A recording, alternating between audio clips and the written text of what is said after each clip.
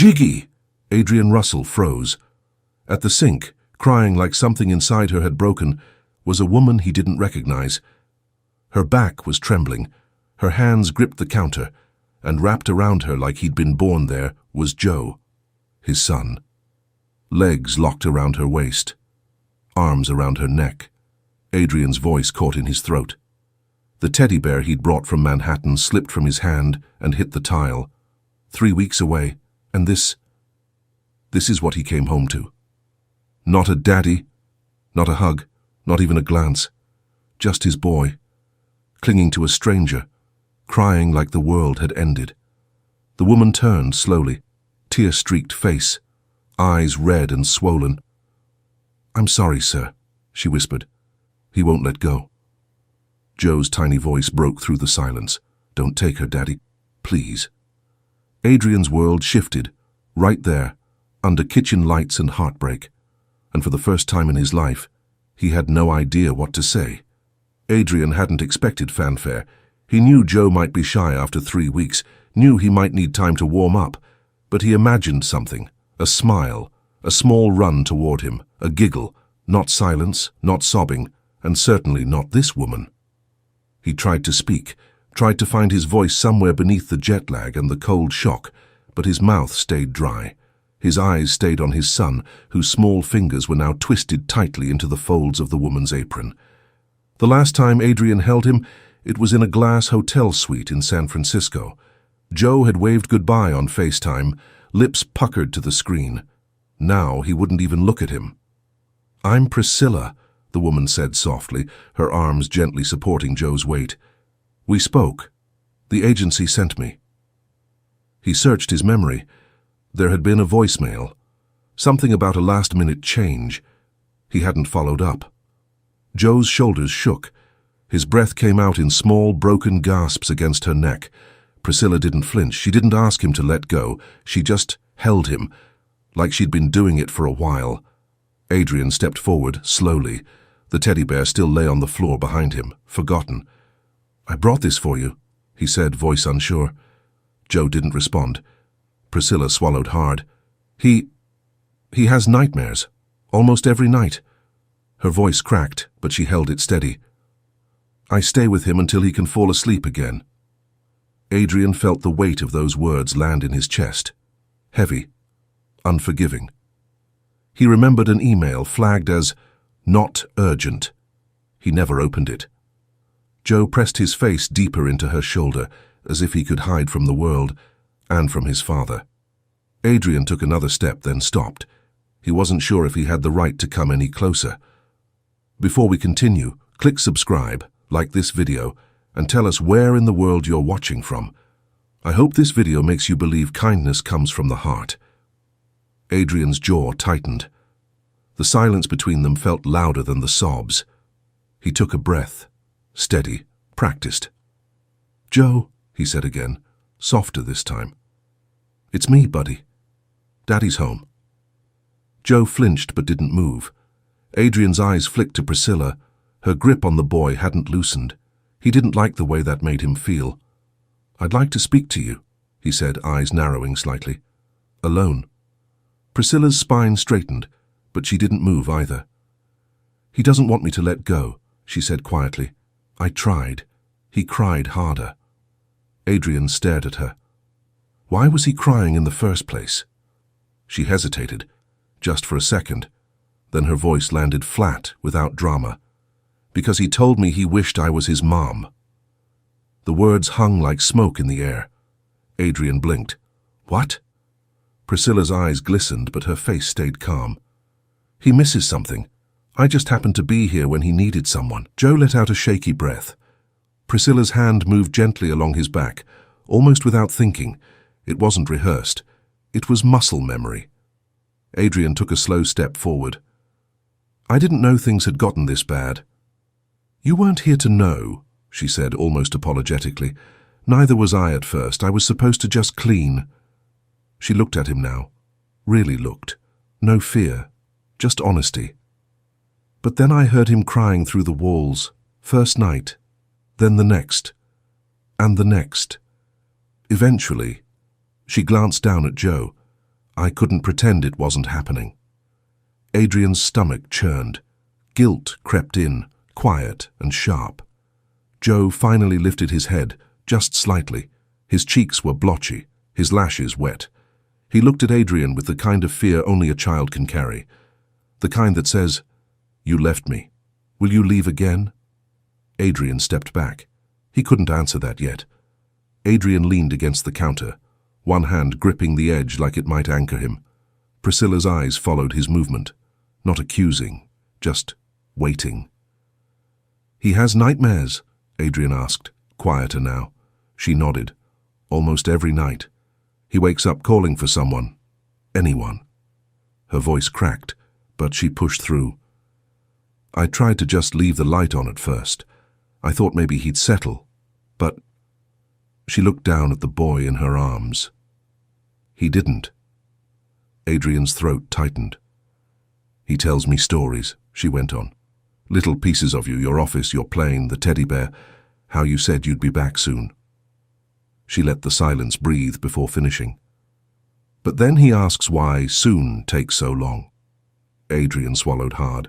The room suddenly felt smaller, like the air had thickened. "I didn't know the nanny quit," he murmured.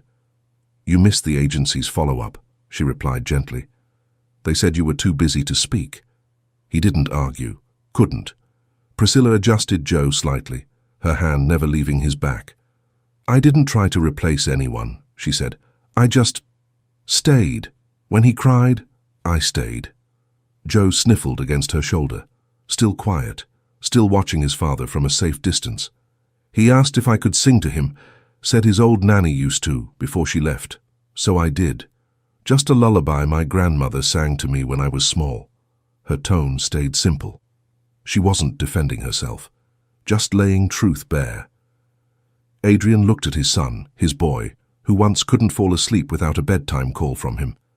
Now he found peace in a stranger's voice. That stranger was no longer a stranger, not to Joe. Adrian opened his mouth but said nothing. What was there to say? Joe reached up, pulling Priscilla's arm tighter around his small frame. His eyes never left Adrian's, and in that long, aching gaze, Adrian saw it. The question behind the quiet, "Where were you when I needed you?" Adrian stepped out of the kitchen, not out of anger, not to avoid them. He just needed space to breathe. The hallway felt colder than he remembered, quiet, but not peaceful. It echoed now. He stopped beside the grand staircase, the one Joe used to race down in socks, laughing, calling for him. That laugh hadn't filled these walls in a while. Adrian leaned against the banister, loosening his tie like it might loosen the knot in his chest. 3 weeks, that's all it had been, but the gap between them felt like miles. He'd been in conference rooms, talking over lawyers and pitching CEOs on vision, in penthouses with skyline views, drinking to another closed deal. He told himself it was for Joe, that one day his son would understand. But Joe didn't want understanding. He wanted someone who showed up at bedtime, someone who noticed when the nightmares started, someone who stayed. Adrian rubbed a hand over his face. His skin felt unfamiliar, tight with regret. He thought money could buy him time, buy him grace, buy him out of mistakes. But Joe wasn't a client. He wasn't an investment, a scared little boy who had cried loud enough for a stranger to hear him through the walls. And that stranger answered, not with permission, not with pay, just with presence. Adrian didn't know what hurt more, the fact that Joe found comfort in someone else, or the fact that Adrian had left him needing it. A faint sound from the kitchen pulled him back, a hiccup, a soft whisper. Joe's voice, still clinging. Adrian pushed off the banister. Whatever came next. He couldn't stand in the hallway anymore. Adrian stepped back into the kitchen. The room hadn't changed, but something in him had. Joe was still in Priscilla's arms, his face tucked tight against her collar. His fingers curled in the fabric like letting go would break something inside him. Adrian paused near the doorway, then slowly lowered himself, down to eye level. No suit, no title, no distance, just a father. Trying. He opened his arms. Not wide, not dramatic, just open. "Joe," he said gently. "Hey, buddy, I'm here now, if you want to come." Joe didn't move. His small body shifted slightly, eyes peeking out, red-rimmed, unsure. No leap, no smile, only silence. Then slowly he began to slide down from Priscilla's hold, one hand still gripping her apron, the other reaching forward like he was testing the air between them. His steps were small, careful, as if the floor might give way. When he reached Adrian, he didn't run, he leaned, pressed his body into his father's chest without a word. Adrian caught him, arms wrapping around him like something sacred. "I'm sorry," he whispered into Joe's hair. "I should have been here." Joe didn't speak, but he didn't let go either. His small arms tightened slightly. Then, barely audible, came the plea. "Don't make her leave." Adrian's throat tightened. He looked up at Priscilla, who stood frozen, hands twisting her apron, eyes wide with fear she couldn't hide. Adrian held his son close, then spoke, not just to her, but to the weight hanging in the room. "I don't want her to leave either." His voice shook. "I thought I hired a maid," he said, "but it looks like he found someone who showed up when I didn't." Priscilla didn't respond. Not yet. But the tears in her eyes said enough. This wasn't just about a job anymore. It hadn't been for a while. The house was still. Joe had fallen asleep curled on the couch, one small hand resting on the teddy bear Adrian almost forgot he brought. In the kitchen, the lights were lower now, softer, less interrogation, more confession. Priscilla stood at the stove, quietly wiping down the surface, not rushing, not lingering, just moving. Adrian leaned against the doorway, watching her. His voice, when it came, was careful. "You didn't have to stay all those nights." She kept wiping, eyes on her hands. "I couldn't pretend he was fine, not when he wasn't." Adrian stepped in, not too close. "I should have known. About the nightmares. About all of it." Priscilla turned slightly, her expression unreadable. "I didn't expect to matter this much," she said, almost like she was admitting a mistake. "I didn't come here to be anything more than what I was hired for." Adrian nodded slowly. "I know." He paused, then added, "But you were here when it counted, and that means more than I can say." Her eyes flicked to his, just once, then back to the cloth in her hand. He took a breath. "If you ever want more, childcare courses, school, anything, just say the word, I'll support it." She froze, the cloth stilled between her fingers. "Why?" she asked softly. "Because you helped my son breathe again," he said. "And I didn't even notice he was suffocating." She blinked, swallowed. "I wasn't trying to take anyone's place." "I know," he said, "but you showed up like someone who could have." For a moment, neither of them moved. The only sound was the faint rhythm of Joe's breathing in the next room, steady now, like it hadn't been in weeks. Priscilla nodded slowly, her voice barely a whisper. "Thank you." Adrian nodded back. It wasn't forgiveness, not yet, but it was something. The next morning came slow. Grey light filtered through linen curtains. Rain tapped softly on the windows. Priscilla stood near the dining table, folding laundry with practiced calm. The kind of movement that asked for no attention but deserved it. Adrian poured coffee across the room, watching her. "Can I ask you something?" he said. She paused but didn't turn. "Of course." "When did it stop feeling like just a job?" The question landed quietly. She folded a small t-shirt, smoothing the fabric with her palm. "Probably the second night," she said. "He called out for someone. No name. Just a cry." She looked up. "I didn't plan to go in. I sat outside his door for almost an hour, thinking I should wait, that someone else would come." Adrian's stomach tightened. "No one did," she added. "So I did." He nodded slowly, walked over, leaned against the edge of the table. "This house doesn't make it easy to feel like you belong," he admitted. She gave a faint smile. "It wasn't built for warmth." He studied her. "I want to be clear about something," he said. "You don't work for me anymore. You work with me, with us. Priscilla looked at him then, really looked. A mix of relief and doubt flickered in her eyes. I don't want to overstep, she said. I don't want him to get attached and then... She trailed off. The and then didn't need finishing. Adrian understood. You didn't force that bond, he said. You earned it, and I won't take it away from him. Priscilla folded the last shirt and set it down. She didn't smile, but her shoulders relaxed, just slightly. Neither of them said it out loud, but something had shifted. The title had changed. The line had blurred. And in that blur, something unexpected was starting to take root. The smell of burnt toast drifted through the hallway before the sound of the smoke alarm ever did. Adrian fumbled with the toaster, waving away the thin trail of smoke like it might erase the evidence. Joe sat at the counter, legs swinging, chin resting on one hand, watching. Amused. Priscilla walked in, towel in hand, eyes already knowing. I was trying, Adrian said, half defensive, half defeated. She took the bread from his hand, gently opened the trash can, and dropped it in without a word. Try the stove next time, she said softly. It listens better.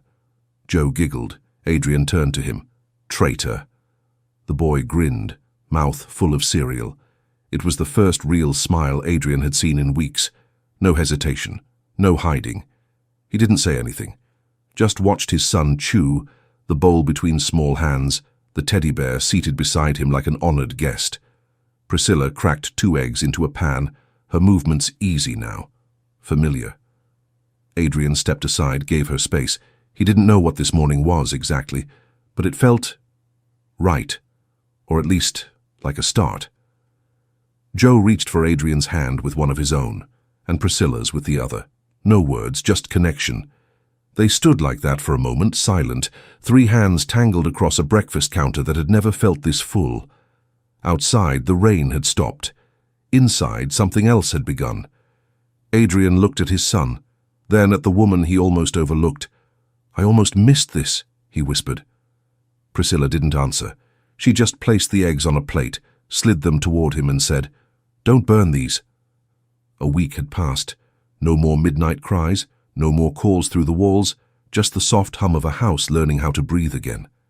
Adrian sat on the living room floor, legs crossed, Joe asleep against his chest, one hand on the boy's back, rising and falling with every steady breath. The TV played low in the background, some old cartoon neither of them had really been watching. They hadn't needed it.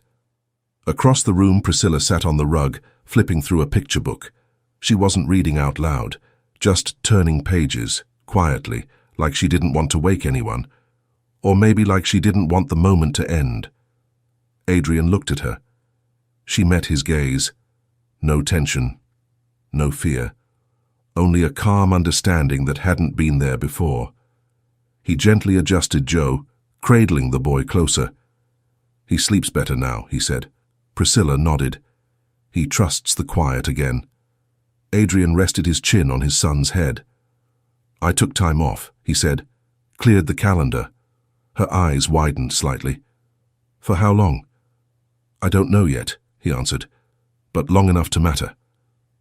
Silence settled. Not heavy, just full. Adrian looked around, at the couch still dented from a day of cartoons, the blanket Joe refused to let go of, the plate of half-eaten grapes Priscilla had cut up hours ago. This wasn't perfect, it wasn't polished, but for the first time, it felt like home. He reached out, slid the picture book closer to him. Joe stirred but didn't wake. You still want to take those classes? He asked. Priscilla hesitated. I might. You'll have whatever you need, he said, and not just because of Joe, but because people who show up should be seen. She blinked. Once. Then gave the smallest smile. I'm not going anywhere. Adrian nodded. Neither was he. Sometimes love doesn't arrive dressed the way you expect. Sometimes it shows up in an apron, in lullabies sung through cracked doors, in the hands that never pulled away. And if you're lucky, you learn to stay. If this story stirred something in you, a memory, a feeling, or even just a moment of stillness, don't leave quietly. At Elevated Heart Stories, we share real moments that move hearts and open eyes. So take a second to subscribe, like this video, and let us know where in the world you're watching from, because your voice might be the light someone else is waiting for. Until next time, stay kind, stay human, and keep your heart elevated. Your